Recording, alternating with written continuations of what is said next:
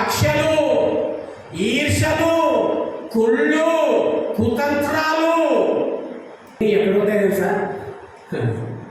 కుటుంబంలోనే, రక్త సంబంధికుల్లోనే. అవతలో ఉండదు.